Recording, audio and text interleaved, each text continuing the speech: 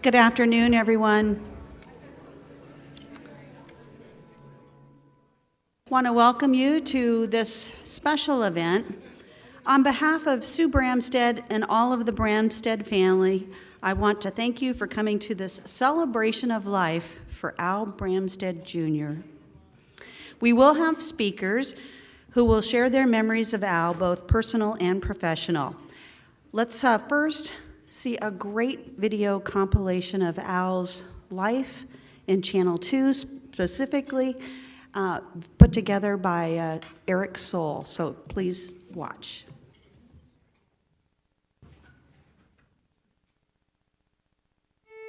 I didn't realize it at the time how young he was when he became general manager, but you think back and you put the dates together and say, wow, that was a lot to take on. Of course, he grew up in the business and he was taking over from his dad.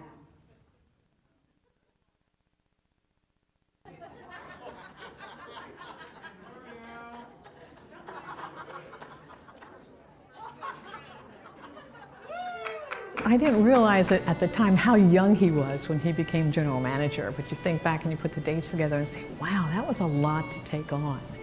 Of course, he grew up in the business and he was taking over from his dad. This is Al Sr. I met him, I never worked for him. And this is Al Jr. And together they ran this company for approximately 53 years. Yeah, my dad would pay me 50 cents an hour, the rate that for babysitting. I'd get paid 50 cents an hour for monitoring all the commercials on KTVA. When I think of Al, the first thing I think of was integrity. The man was an incredible man of integrity. He wanted things done right, he was ethical, and he insisted that we all did things that way. And to me, it set the tone and built the foundation for what Channel 2 News became. When we put this together, there were a number of Al sayings that we could have chosen, but I think this exemplifies his philosophy. Focus on that which you can positively affect. He really was one of a kind. That combination of an intelligent person who really did love the people around him in his state. He had so many health challenges throughout the years, never heard him complain, just always looked at the positive. Broadcasting was in Al's blood. The Bramstedts and the Heberts are the foundation of television in Alaska. And so everybody who's watching TV today, anybody working here today at the TV station, have Al's family and Al specifically to thank for that. He'd gone from board operator to sales, and from sales to general manager when the place got sold. Took us from dead last, third place, nobody knows our name kind of thing, to being known in New York City from NBC. Please join me in congratulating Al Bramstedt, the recipient of the Augie Hebert Lifetime Achievement Award. The people were the top priority. The mission was journalism and ethical reporting. And I think that went for the sales department. He wanted salespeople to be the best they could. He wanted everybody to be the best they could. He's really the architect of the success of this company. He told me once, and I've been thinking about this since he passed, he said, you know, when somebody leaves, it's like, you know, taking your hand out of a pail of water and the ripples eventually flatten out, you know. Al was the water, you know. He didn't, when he left, all of the foundation that he built in terms of the systems and the people and our devotion to our craft was built on his philosophies. And that will live on. That will live on forever, I think, that whole foundation.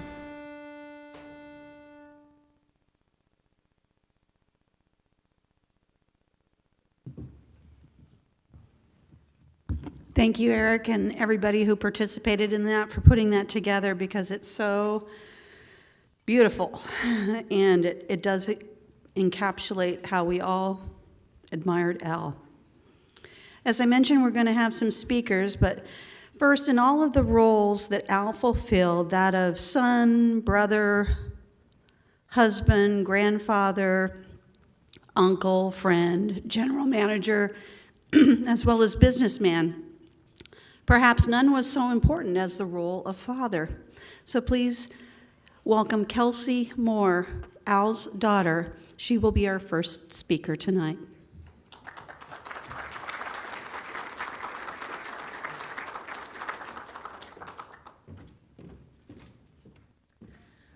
Hi. This is really intimidating for me. I'm a teacher, so I'm used to looking at lots of fourth graders, so I'll just pretend you're my class today. My name is Kelsey, but my dad called me Gal my whole life. Hi, Gal. Hey, Gal. Good morning, Gal. Love you, Gal. So I'm Gal. Today, I find myself in a room full of broadcast professionals, friends and family, all gathered to celebrate my dad. I find myself with a unique opportunity, though, to share a very special perspective. I'm only one of two people that knew Al as Dad. Although I grew up seeing the professional man most of you also saw, I had the joy of knowing and loving all the other facets of him, and I'd like to share some of them with you now. First of all, he really, truly was all the things people have said about him over the last month. Honest, caring, hardworking, and full of integrity. But he was also so much more. My dad was a timekeeper. He knew important dates from history, and some more significant than others. He could often recall someone's birthday before their name. In presidential history, his record of events and strange presidential facts was something to be in awe of. Every time I was quizzed, so he used, K2 people here know that he used to do like the annual presidential quiz, right? Yeah. So he used to always run it by the family first, and I always responded Adams to every single answer because I knew I had just like a little bit better chance with that one, and it always made him smile, and he would always say Adams before I could say it, but yeah. As a child, he would draw watches on my wrist, and years later, he would do the same to my sons, James Eugene and Leo Alvin. There's pictures of him over there drawing watches on my boys. Every night, we stayed at our home on Maui. Literally every single night, he would record on his Betamax video camera the sunset, with commentary noting the time and the date. My brother and I would run across the, Gal, you know, because he had to document it. So there's so many Betamax videos that we have of the sunset. Later in life, we'd often sit by the pool at my Aunt Jan and Uncle John's California house. We'd often be the last two out, as he knew the minute when the sun would go behind the mountains. Only then we could go in and get ready for the rest of the day. My dad was a woodsman. He loved chopping wood with an axe, and later when he got older, he used a log splitter, which he taught my son James to use at age 4. He loved walking around the Echo Lake property looking for windfalls. He'd haul his chainsaw where a tree laid, cut it, and then stack it there, or have us haul the logs closer to the cabin. I was happy to see the photo of us, Susan, up there with the Datsun truck loading wood. You can still stumble upon random cords of wood on the property that were cut with care and intent. When my youngest son, Leo Alvin, and I were recently looking at pictures of my dad, he said, "Gosh, Papa Al sure loved to talk, especially about wood." My dad was a chef. In the early 80s, he was a newly single dad navigating a new life. He made the best TV dinners, cans of cream corn, thin spaghetti with runny sauce, and shake and bake chicken. With Pavarotti or the news in the background, he made dinners fun, and the nourishment came from so much more than the food. He was an avid popcorn maker and consumer. Over the years, he perfected his craft with a very specific routine my own boys not only demand but require with their own pop-a-corn. I was at the house yesterday, and the popcorn machine is on the counter. My dad was my cheerleader throughout my life, and especially as an adult. He let me know how proud he was, not only of me, but my whole family. He always told me I was the greatest daughter in America, the best teacher in America. My son James would be a future president and future Olympian, and my husband Jim was the greatest husband. In fact, in one of these pictures where my dad and James are sawing wood in the cabin, I have a video, and he's telling my son, "You're gonna be president someday."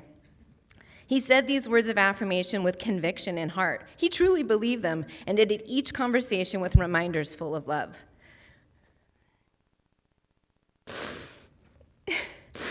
When my dad died, I felt a real sense of peace, as nothing was left unsaid between us. We spoke often, and our words were full of love.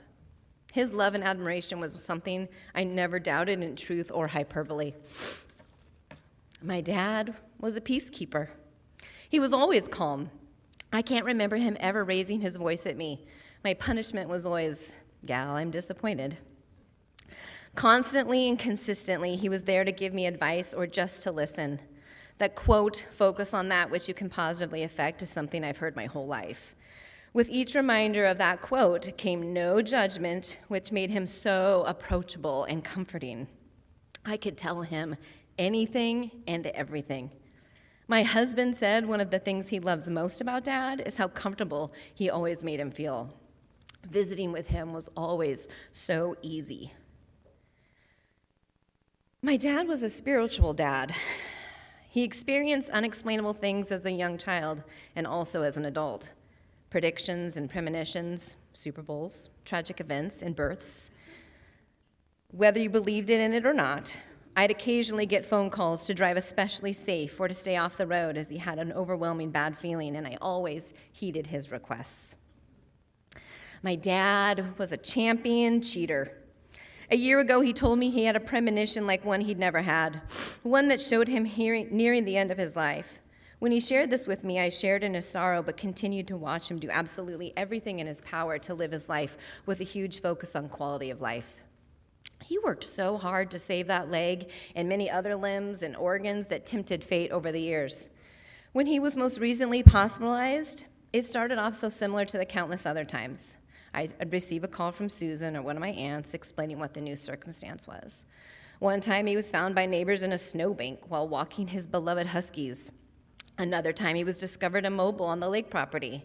Years ago, Susan saved his life by giving him chest compressions on the kitchen floor until the paramedics arrived after suffering cardiac arrest. He didn't cheat death all of these and other countless times, he championed it. No one fought harder than my dad. His bravery, resiliency, and love in the face of adversity brought him back every damn time. When I got the call in early August that Dad was once again hospitalized, it felt similar to previous times. We spoke every evening and texted throughout the days. Quickly, our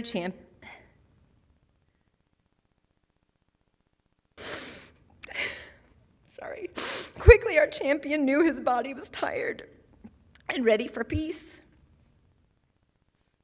His mind and figurative heart still had facts to share and remind, words of affirmation to bestow, and countless 3 squeezes to give.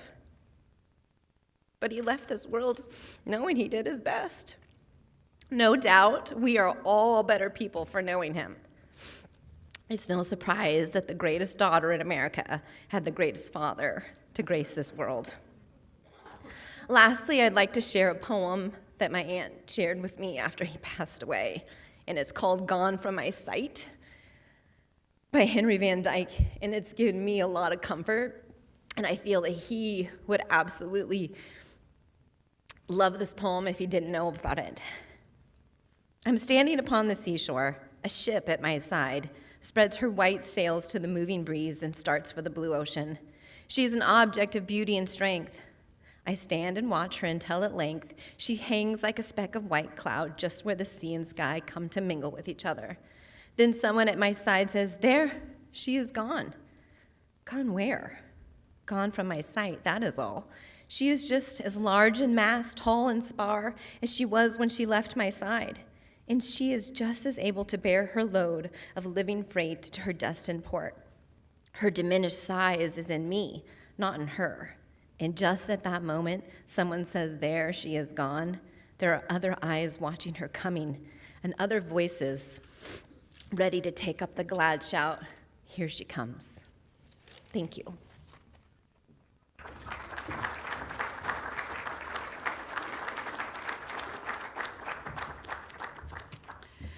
Thank you, Kelsey, for really those beautiful and moving observations about your dad.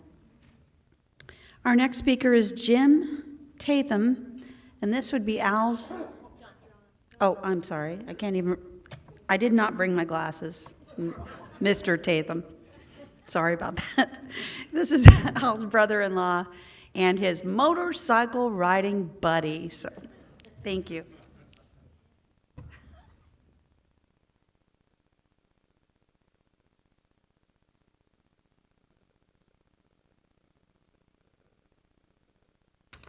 I'm not on the program, so my name is John Tatham, and I first met Al 50 years ago in 1975 and got to know him after I married his sister.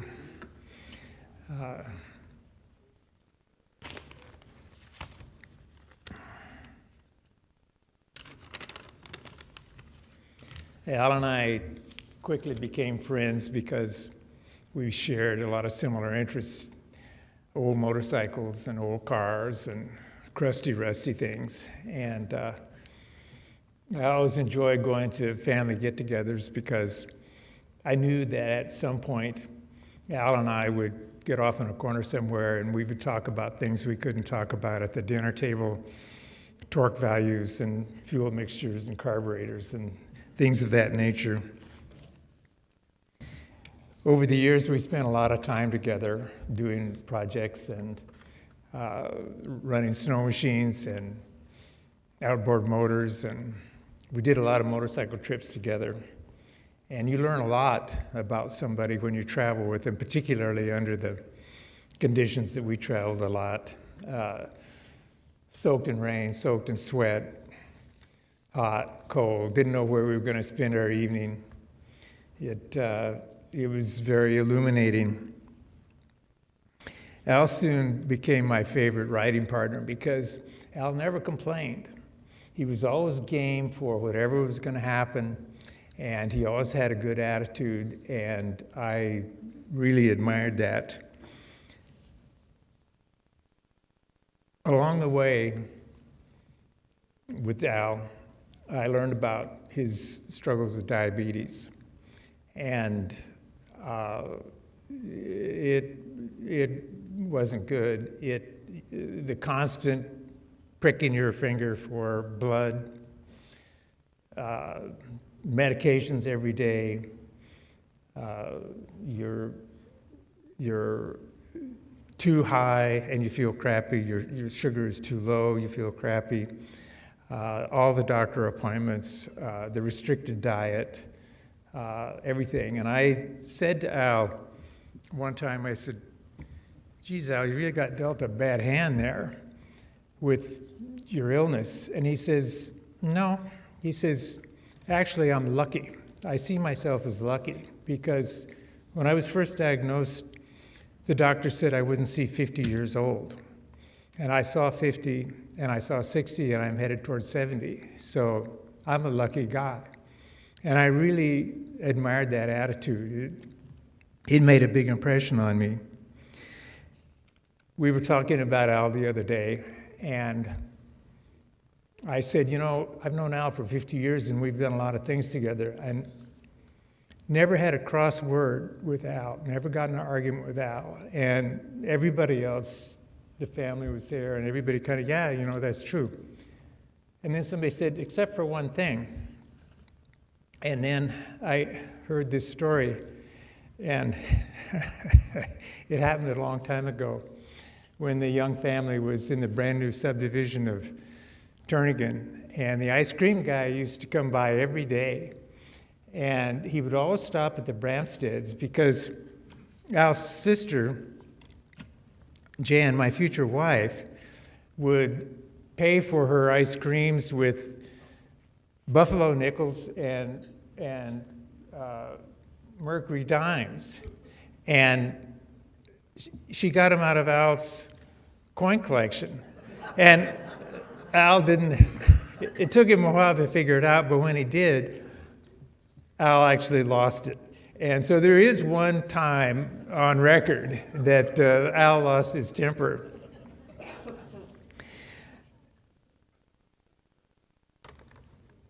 Al liked to read.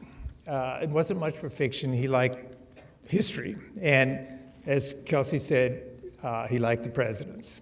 He knew all about the presidents. President Taft, he was born 1857. He was 27th president. He was the fattest president we had. They had to build a special bathtub for him, and it was that way with all the presidents. He knew him well, but his favorite president was Lincoln. And so we would debate. I would say Washington was the best president, and he would say Lincoln was the best president. But he liked Lincoln because Lincoln was honest, and everybody knows that Al loved honesty. Al prided himself in being honest, and that was something that he really revered. And so I thought that it would be nice if, and Al would like it, if I could maybe come up with a Lincoln quote that was appropriate for Al or was fitting for Al. So I looked. But Lincoln, he said a lot of good things, 7 years ago, and you can fool some of the people all the time, and Lincoln had a lot of good quotes, but nothing that was really very personal or very appropriate. So I remembered Marcus Aurelius, the famous Roman emperor who was a Stoic.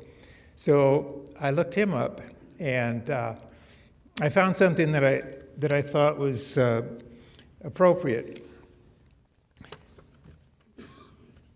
He said, "When you arise in the morning, think of what a precious privilege it is to be alive, to breathe, to think, to enjoy, to love.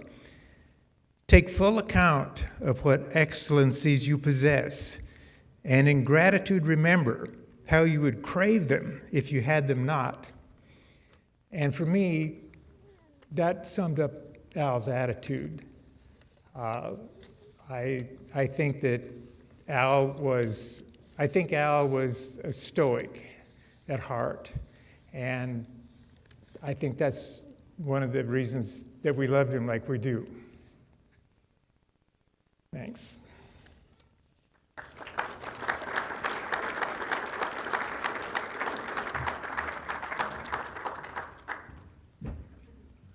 Thank you, John. Next is Kathy Hebert. She is with the Alaska Broadcasters Association and really is one of those folks that would know this industry inside and out, since she has been so involved in broadcasting throughout her life as a child of also a broadcast pioneer. Please welcome Kathy Hebert.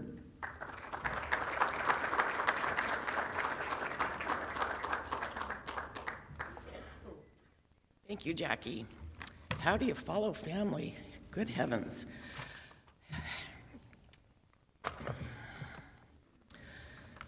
I am really honored to share with you a little bit about the relationship between Al and Dad, specifically the period after Dad's stroke, which was in 2000.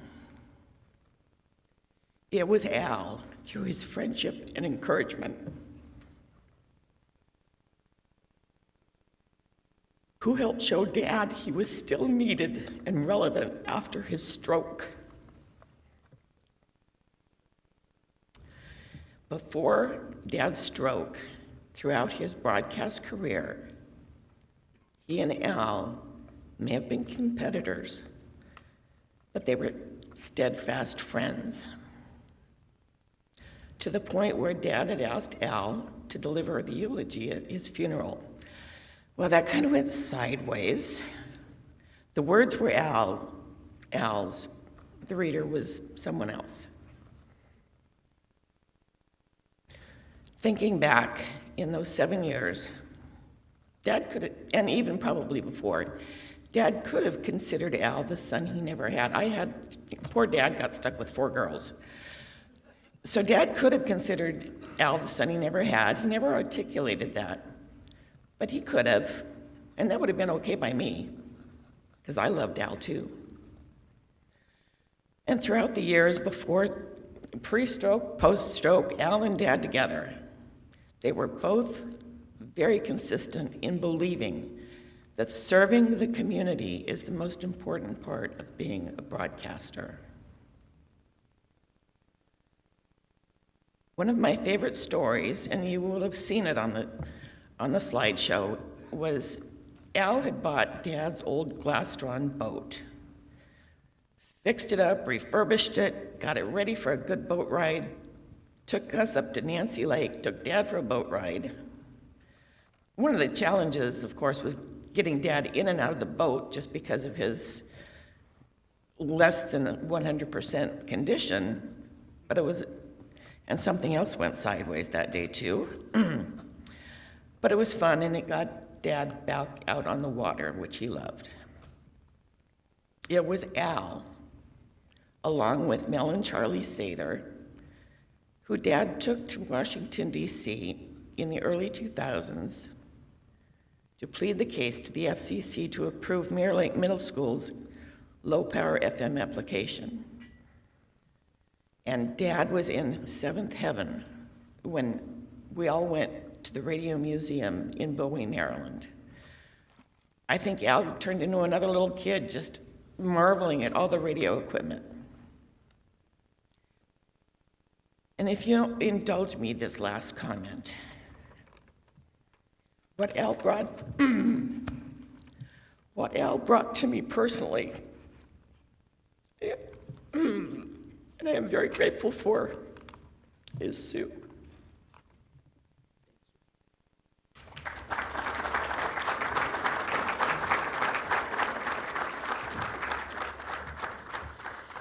Thank you, Kathy. Kathy called him Dad, but he was broadcast giant Augie Hebert, so that's who she's referring to.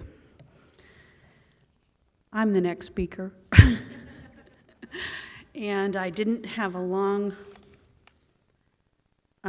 thing to say, but here's what I did want to tell you about Al. He was the heartbeat of Channel 2. He comes from broadcast royalty. Between his father and him, he ushered Alaska's from TV beginnings to satellite delivery of programming and news. Al was fluent, maybe not in a lot of language, but he was fluent in the language of kindness, compassion, fairness, honesty, and courage. I'm sure that as general manager of Alaska's most watched station, with a variety of news, advertising, and programming, he had to have a strong backbone. His office was always open, and he shared his time and space with so many KTUUers. I sat in his office numerous times, and we chatted about family history, books, reading, hobbies, work, or whatever. Al could converse about it all. He did have that quality of making you feel comfortable. He was a curious soul. I am sure many of you can attest. I am honored to have spent my career at KTUU, much of it under Al's leadership. When I read Al's obituary in his involvement in civic organizations and even co-founding the BBB, I wasn't too surprised that I didn't know much about it. And that brings up another so Al quality, and that is humility. As I think back, he always seemed to give credit to those that were around him, generous in his praise, and the truth is, we wanted Al to be proud of us and the station. So there was a very strong drive to achieve excellence. Al Bramstedt, I consider him a true North Star. Our next speaker is Tracy Sabo. Please welcome her from Channel 2.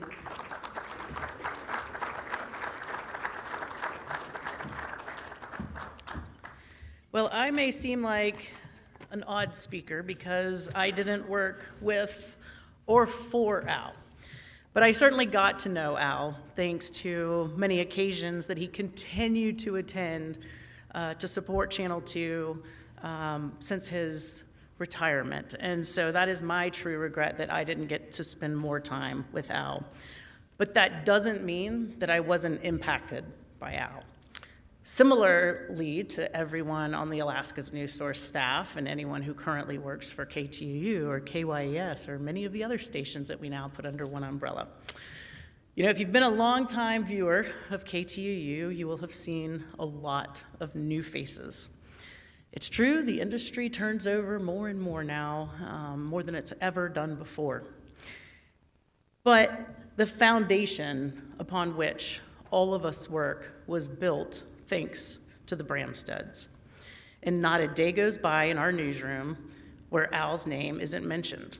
Most commonly because our studio itself is called Studio B. B is for Bramstedt. And as you saw on the video earlier, Andy McLeod, our former GM as well, put that up when we built our new building and when we had our dedication, and it was so incredibly important to continue that legacy that Al and his family, his father before him, built. And so every day when we reference Studio B, there's a name and there's a legacy and there is a lifetime of work behind that. And that is not lost on me, someone who met Al through numerous occasions, but never, unfortunately, had the opportunity to watch all of these amazing stories you guys talk about, the humility I've heard over and over and over again. I look at what was, everybody who met Al knew he loved history. We've heard it over and over again. I look at what we did at the front of our entrance as part of not only his legacy, but what we want to be the legacy of the station that continues to tell Alaska's story and celebrate our own history as Alaskans. And it's full of a collage of history. I think Al obviously has seen it, was proud of that too. And Al himself is featured on the photos too, a shot of him at his desk. And you saw a picture of a quote that sits below that photo. And that quote has probably become the most famous quote we all talk about today. I see it every day when I'm just passing by at work, and it is that focus on that which you can positively impact. And I think that's so true. It's been my North Star as the news director. I think it's the North Star for our station as it continues to celebrate community. It continues to celebrate what truly matters about carrying on the history of not only our state, but what media needs to be with critical news and information and not lost in the fray of what is obviously often divisive. And I think that quote definitely is the one thing that I take every single day from what Al's legacy has been, not only historically, but moving into the future. In fact, Al, when we learned of Al's passing in the newsroom, a lot of those new faces gathered round. A lot of people who have worked with Al for a while also gathered around, and we had our normal morning meeting. Eric Soul, who's over here, our director of photography, who helped with that amazing video, shared a story about Al, and I hope you don't mind me sharing because I think this story is so indicative of what is the human side of management, which can get lost, especially in today's media landscape where corporate culture is far more common than it was in the past and where some of those human attachments seem to get lost. But did you all know that Al at one point, a family member, if you will, that worked at Channel 2, we call them family members, their family member had experienced a really difficult family emergency. And Al, according to Eric, who shared the story, hired a private jet, chartered a private jet to help that employee reach their family members and continue to pay leave for weeks, if not months, to help that family get back on their feet. I would probably say that's unheard of in today's common more corporate culture. But it was indicative of exactly how Al, as I understand it, lived his life, which was people first. I think he understood more than anyone that a company is nothing if not for its people. And I think that is a legacy that beyond his business acumen, beyond his love of history, Alaska history and presidential history and everything in between, may mean the most to the people who not only worked with him, but the people who heard that story that didn't get the opportunity to meet Al in person, but recognize that how we treat each other truly matters. Kathy, I think, said it best too, that whether you're a competitor, you do the right thing. You operate with honesty, integrity. You care about the people that work for you because they, like you in the general manager's office, give their all. They may make less money, they may have different titles, but they mean just as much to an organization as the person who sits in the corner office. And so I think that positive impact that Al talked about is what's truly going to move forward as we continue on that legacy. It is no small order to continue to operate by the standard which Al set and his dad before him. 55 years nearly that a Bramstedt sat in that corner office. And it is upon us in the newsroom and in the station and every one of you in the broadcast community, friends and families alike, to continue to carry that on. It's a timeless lesson. It's immeasurable in its power to impact. And so care about your colleagues. Take time to get to know them. Be there when they need you, and maybe when they don't even know they do. The last time I saw Al was actually at Nancy Johnson's retirement in January. I was there with Andy McLeod, and we stood around a table having some hors d'oeuvres and talking about the news business. Al was as curious about the news business as he was the day I met him 13 years ago. He asked questions about politics. He asked questions about all those new faces he was seeing on the newscast. I enjoyed every moment I had. I wish there were so many more where we could, debate about today's news. So, what I will say in closing is, while Al, those faces may not be familiar to Al, but his face is familiar to them. It's because it sits in the newsroom in a spot where it continues to look over all of us and remind us that this foundation that was built was not easily made. It is incumbent on all of us to continue to push that bar forward. And so, Al's words, again, I'll close with positive impact. Focus on that which you can positively impact. I think in hearing all the stories today, that is the one thing I am 100% sure of, is he's had a positive impact on all of us. And so while we'll miss him, he won't be forgotten because of that impact. So carry it forward, be kind, be humble, and do your best to make sure that you are putting something forward that is worthy of the legacy. Thank you.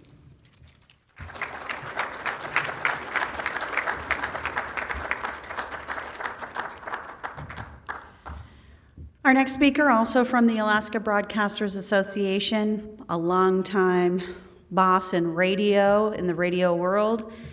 When I think of Dennis Bookie, I think of KWHL, KWHL radio, because that was such a powerhouse station that you oversaw for so many years. So please welcome Dennis Bookie.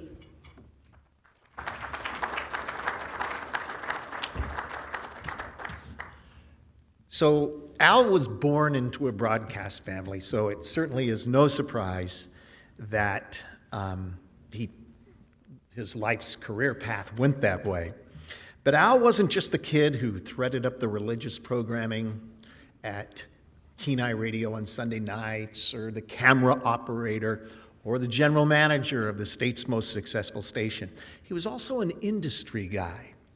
And that had a lot to do with the time I spent with Al. He was looked up to inside the Alaska Broadcasters Association, other organizations inside the industry that he was involved with. As we're in a regulated industry, so you kind of stick together some. He led the Alaska Broadcasters Association as president in 1983. He was one of the architects of a couple of staples that are still there today, the Broadcaster of the Year, the Hall of Fame. In fact, no surprise that his peers inducted him into the Hall of Fame, and he was honored as Broadcaster of the Year not once, but twice, in '87 and 2000. But I remember one of the real outstanding things that he was a real leader on was it was called Alaska Day at the FCC. Now, how many states get a day at the headquarters of their regulator in Washington, D.C.? Really, those kind of things don't happen. Well, Al, along with Augie Hebert, made that a reality. And a group of us broadcasters got to make these presentations to the FCC staff and the commissioners, too, themselves, of what being on the air was like in Alaska. We rehearsed it, it was choreographed, and Al was the director of that. I remember being in the news studios of Channel 2 and rehearsing this, all in proper sequence. And Al was at the helm of that. And clearly one of the reasons I think that Al was successful inside industry associations like this was his affinity for fairness. Talk to anybody who ever worked alongside Al, for Al. They will tell you he went out of his way to be fair. I was in Rotary too with Al, and he would confide and share with me from time to time how much of a challenge it was to run a successful competitive business like broadcasting can be and completely follow Rotary's four-way test. Well, coming up next, Richard Dyson is going to tell you about Rotary's code of ethics, and one of them is being beneficial to all concerned. Well, many successful business leaders are going to tell you how they wake up in the morning to go to war. I think we've seen the books, and there's people who hold titles like that, but that wasn't Al.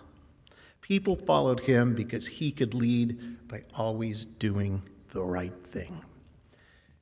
And Kelsey and the family, I've got to share my experience too with Al and his love affair for history, which was real evident to me. But what really stands out to me on his love affair for history and the presidents was, and I don't think anybody's talked about it yet, is his photographic memory. He could not only recall any president, which president's number they were, exactly the years they served, but this amazing abundance of trivia on each one of them. And it was absolutely remarkable. I think I remember the first session of that was when we were in Washington, D.C., which could have been a total inspiration to be able to kick that into gear. Thank you, Al, for being a great example and a great inspiration to us all.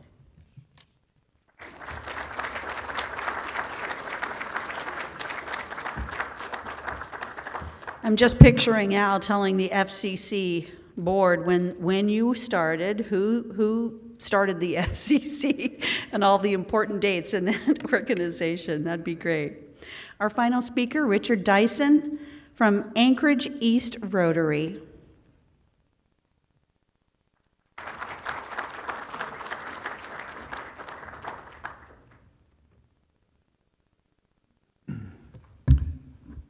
Sue, Kelsey, members of the Bramstedt family and friends.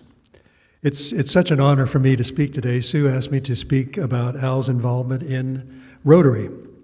As Dennis mentioned, Rotary has a four-way test of the things we think, say, and do. First, is it the truth? Second, is it fair to all concerned? Third, will it be beneficial to all concerned? And fourth, will it build goodwill and better friendships? Al embraced these guidelines early in his life. So when he joined Anchorage East Rotary in 1985, it was a natural fit. Sue told me that whenever they were having a problem that they were having to deal with, they ran their solutions through the four-way test. And if they failed even one element, they started over. Al chaired the membership committee during the time Rotary International, originally a men-only organization, began welcoming women. He had a passion for history, especially of U.S. presidents, as you have heard, and he often shared his knowledge at our club meetings by conducting a quiz or expressing a fun historical fact.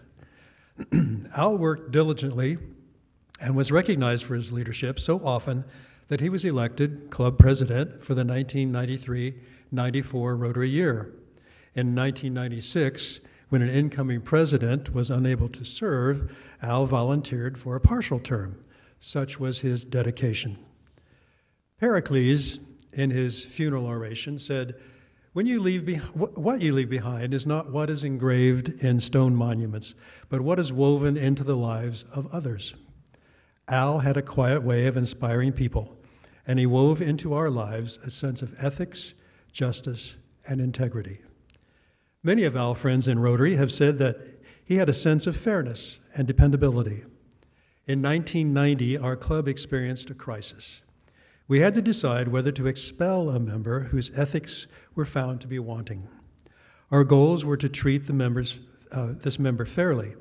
Al, in no small part, remained stalwart in evaluating the information and projected a calm demeanor. The membership deemed the final decision to be fair to all concerned. Honest, sincere, truthful. These are some of the words you have all said about Al. In the 55-year history of Anchorage East Rotary, only 4 people have been awarded the Rotary Lifetime Achievement Award. Al was the first. For all his talents and achievements, Al was not boastful nor was he a braggart. Rather, he was contemplative and he expressed genuine concern for others. He told the truth. He was fair to everyone he encountered. He built goodwill and encouraged friendships, and he sought solutions that were beneficial to all concerned. He was a true Rotarian, dedicated to the 4-way test. In Shakespeare, Romeo and Juliet, Juliet says of Romeo, "When he shall die, take him and cut him into little stars, and he shall make the face of heaven so fine that all the world will be in love with night and pay no worship to the garish sun." Al inspired us and kindled within us the light of many stars. And the wondrous thing is, that light will live on.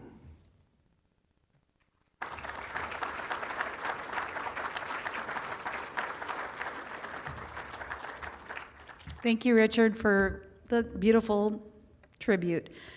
Now we have a tribute from a couple of folks that couldn't be here today, and we're going to show that via video to you.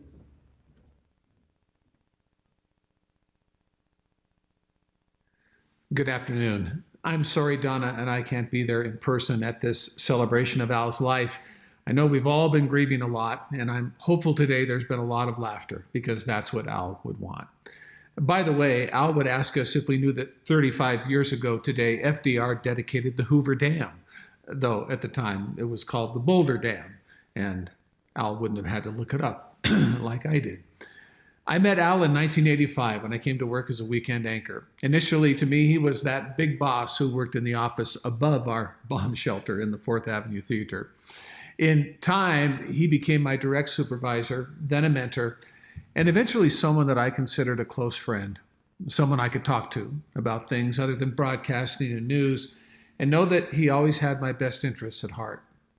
We had a lot of laughs, and I won't repeat the stories I've already shared with Mr. Stripling and Pastor Carpenter on the Big Alaska Show, but if you haven't listened to it, take an opportunity to hear some fun Al stories. Al inherited a small television station from his father, took a leadership role under new owners, and the rest is television history, transforming a small station into a broadcasting powerhouse with a national reputation. More importantly, he gave opportunities to hundreds of young Alaskans who got their start at KTUU, and dozens like me who owe their career to Al Bramstedt Jr. He gave us a home to practice journalism that matters. He shielded us from political pressures and threats from advertisers, of which I know there were more than a few. That kind of courage and integrity is in short supply these days.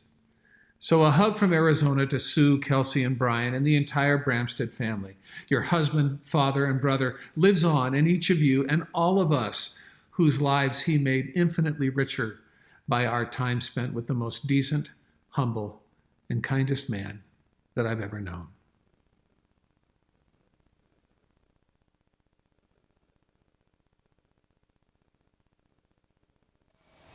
Hi, I'm John Larson. I worked at Channel 2 from 1980 to 1988.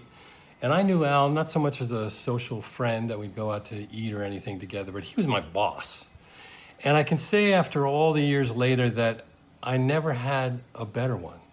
Never the combination of excellence and intelligence with humility and just basic decency and kindness. He was a terrific boss. Under his leadership and help, he helped us build Channel 2 News. It was called News Service 2 back then. From a distant, forgotten, nobody ever cared about it, end of the bottom of the rankings to #1, and then kept it forever. And importantly, he encouraged a place where we were able to bring the best possible people we could there and keep them there for a long, long time. Many of which, or whom are probably in the room today. I wish I could have sat down with Al many years later in these last years and talked to him about this, and I never did. I wanted to ask him how did he nurture this love of the place, of the people? Where did it come from? How did it keep going? And then to say to him, thank you so much for being a part of it. What a wonderful ride. So I guess that's my short little number. I'm only supposed to usually get 90 seconds. So I should say, reporting for News Service 2, not Channel 2 News. News Service 2. It's kind of like food service. Think of food service 2. That's how we remembered it. News Service 2. I'm John Larson, Anchorage, Alaska. Have a good night, everybody.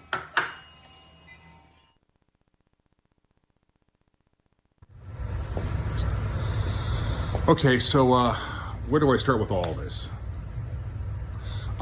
First of all, Sue, I am extremely saddened and sorry about Al's passing. It hurts. I know it hurts you, obviously, but it hurts a lot of the rest of us.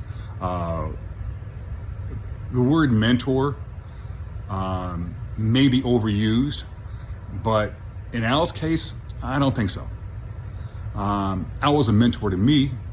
He was a mentor to John Larson, to John Tracy, to Maria, to Julie, to Jackie, and a whole host of other people. That's mentorship, and that's also leadership. Because of Al, we built a newsroom in Anchorage that punched way above its weight, that markets 5-10 times the size of Anchorage couldn't do or wouldn't do stories. Covered the Iditarod, went overseas, covered oil spills in Valdez, had reporters in Juneau, state capitals, traveled around the state, traveled around the country, traveled around the globe. One of the things I'm at least happy about that I was able to do when I came up to Alaska a couple winters ago for Maria's retirement party, Al was there, and so were you. And I was able to tell Al how important he was in my life. Because I know for a fact, without Al Bramsted's mentorship and leadership, I would not be standing in this studio in Portland, Oregon this evening, taping this tribute video to you and Al. And because of that, I want to thank Al, and I want to thank you for your friendship throughout the years. And I want to thank Al for his leadership and for his mentorship. And I know you're going to be hearing these tributes via video from those of us who couldn't make it up to Anchorage, and certainly in person as well. But just know that there's a big hole in my heart without Al Bramsted there. And that's where I think we're going to leave it right now. Thanks much.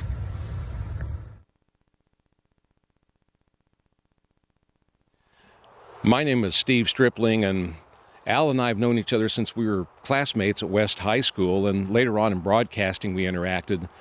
But I remember one time we had a typing class together, and our teacher would do this little drill where she would count down 3, 2, 1, go, and the idea was you would type until you made a mistake and then you stopped. And we had a lot of fun with it, and Mike Swanigan, me, and Bramstedt, we had this little competition together, and we really get into it and hunker down over our typewriters like kids on bicycles trying to compete with each other. And the teacher goes, 3, 2, 1, go. And we heard one keystroke of the typewriter go, tsh, and we heard Al go, oh no! And Swanigan and I just howled like somebody stomped on our foot because we knew Bramstedt was out. But anyway, from then on, every time Al came into class, we would all greet him with, oh no, oh no. And from then on, we called Al, oh no. And by the way, Mike Swanigan's younger brother is Lester Holt with NBC. But of course, Al went on later to have a very successful career in broadcast. And one story I think is really important about that time is, in 1986, our economy just completely bottomed out. We crashed. And businesses were folding and people were leaving the state. And it was a really, really tough time. I mean, mortgages, people were walking away from mortgages.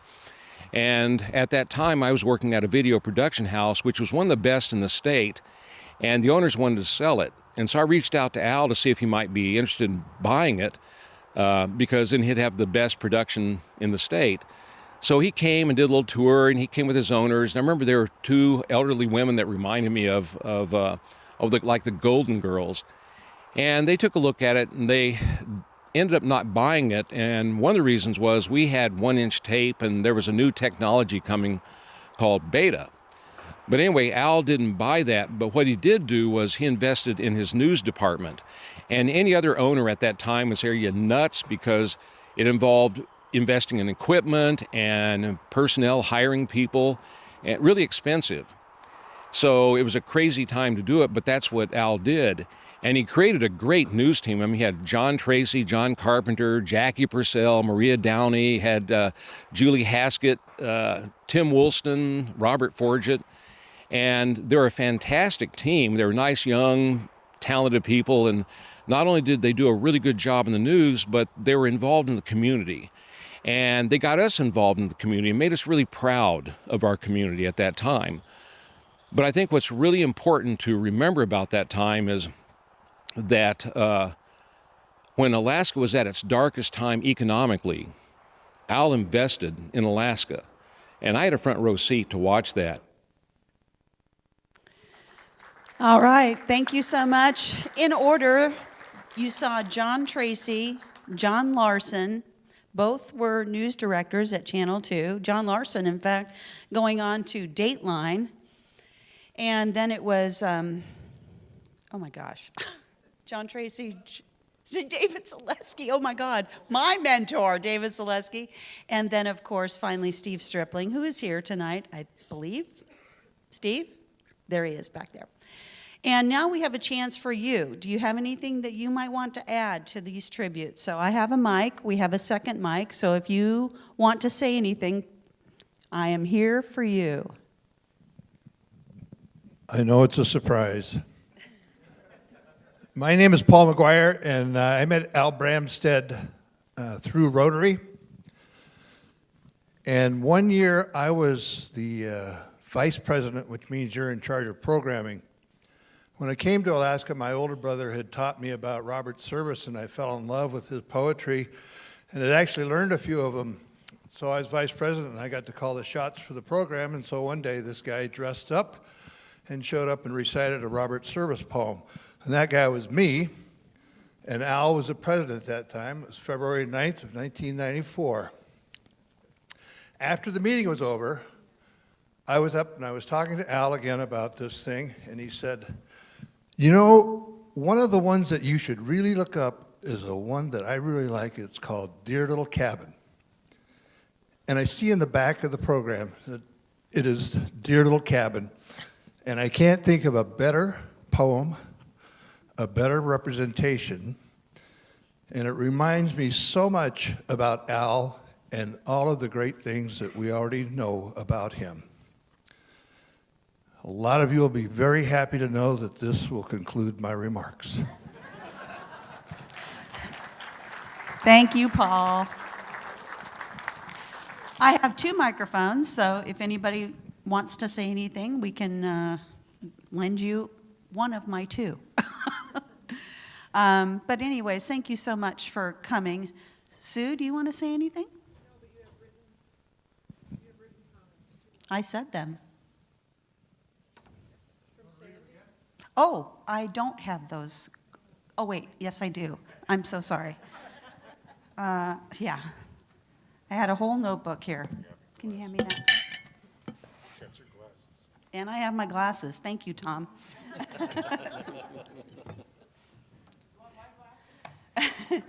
You never know.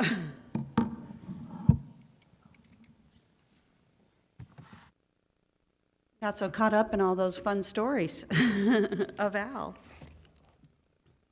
We have a couple of statements. One is from Rick Benjamin.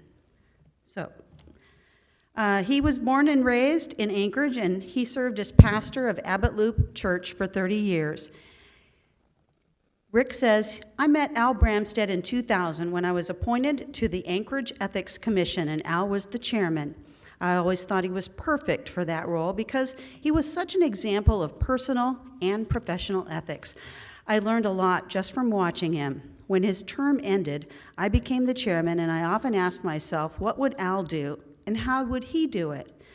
Al sponsored me to become a new member of the Anchorage East Rotary, and I thank him for introducing me to so many great people in the club.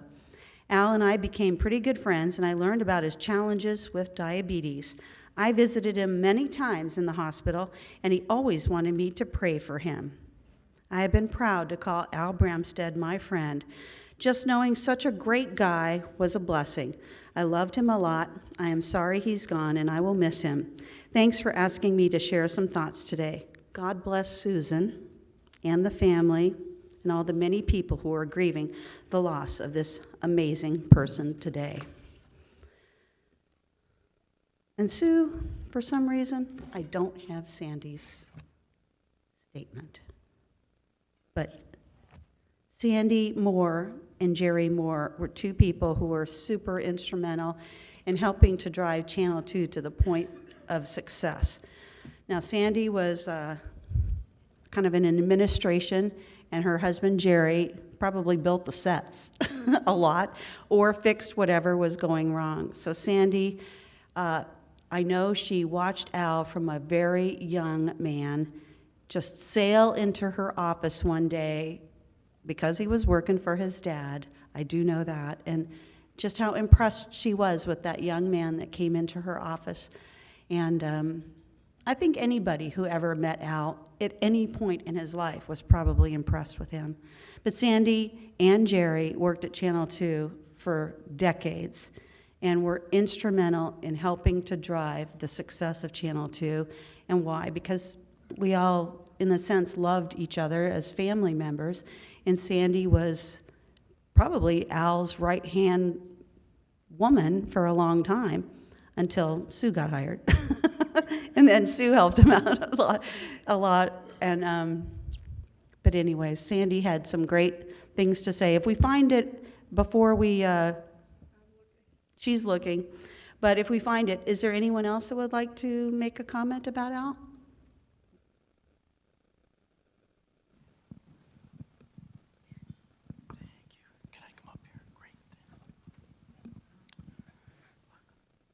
My name is Mike Valdez, and as I look around the room, I see history. I see broadcast history. It's really a trip being up here to see this, especially for Al. It's been almost a month since I retired as a admin clerk for KTUU at the Northern Lights Media Center. After 20 years working for everyone there, Mr. Bramstedt was the driving force behind cultivating a loyal viewer audience who knew and continued to know that when they saw the news, it was reliable, it was accurate, and timely. He was a broadcaster's inspiration, my inspiration. That word has been used many times tonight. I'm grateful to have been part of that driving force.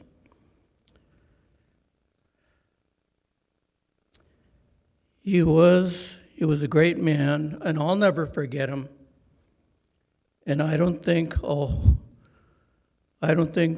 he will be forgotten by especially everyone in this room and all the other people that watch television. Thank you.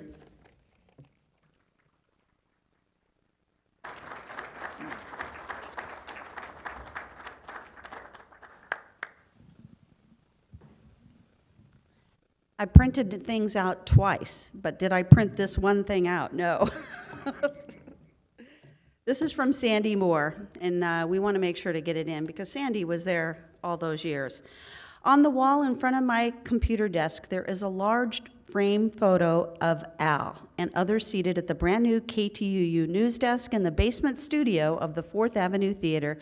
He is surrounded by dozens of employees, including some of you gathered here today. You will remember that your thumbs up greeting to Jerry Moore, who was our set builder in Providence, recovering from brain surgery after a March 1991 aneurysm. He recovered and, due to Al's keen judgment of character and recognition of employment skills, was hired the next year as a department manager. If Jerry were here with me, he would agree that Al was clearly one of the most honest and fair persons we had the opportunity of working for and beside. Al's consistently positive outlook in life was remarkable and served him well. And it was a privilege for both of us to know the Bramstedt family. For Al, it began with a young man sailing through my office with a wave and a smile one April day in 1970 en route to consult with Dad. I'm sure he must have introduced himself on his way back out. I am grateful to be a part of the tribute to an upstanding and honorable man whose leadership and community service will always be remembered. Thank you, Susan, for asking me to remember and share. From Sandy Moore, KENI KTUU, April 1970 to September 1998.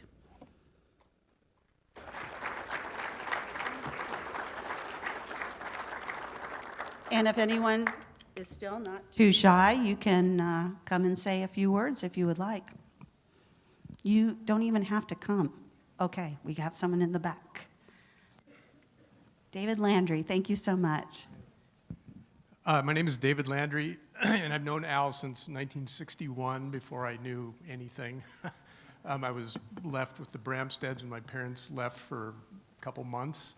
And you can't, for me, I don't think you can really understand Al without the bigger picture of Rose and Al, Sue, Jan, Shelley, the whole Bramstedt ecosystem. And it's like a wonderful place to be. Like, I remember growing up as a kid, the atmosphere that was created by Rose and Al and the whole family up there was just wonderful. I mean, we had so much fun, and I can't thank you guys enough for all of that. Love you all.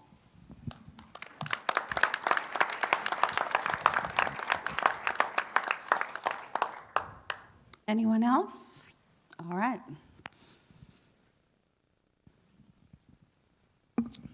I'm Ginger Necrason, and my folks were friends with Al and Rosa.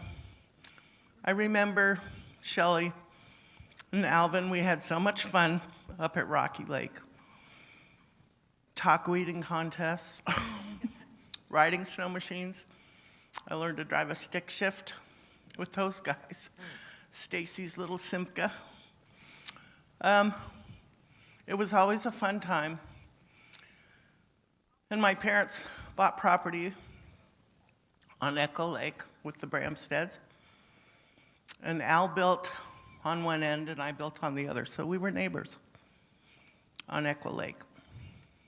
And I'm still there. And Sue comes out on the weekends. And he will be greatly missed. I sent him a picture of a rainbow over his place, I think August 30th, July 29th. And I